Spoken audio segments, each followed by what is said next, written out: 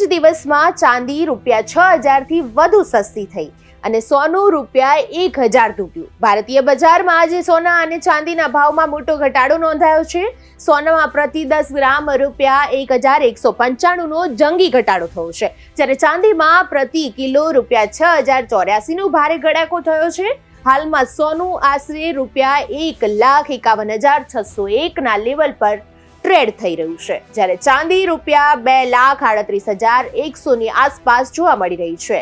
આ અચાનક ઘટાડાને કારણે રોકાણકારોમાં ચિંતા અને આશ્ચર્યનું વાતાવરણ છે. બજારમાં નિષ્ણાતોને મુજબ આંતરરાષ્ટ્રીય પરિબળો અને ડોલરના મજબૂત થવાને કારણે કિંમતોમાં આ ફેરફાર આવ્યો હોઈ શકે છે. આગળ શું થશે?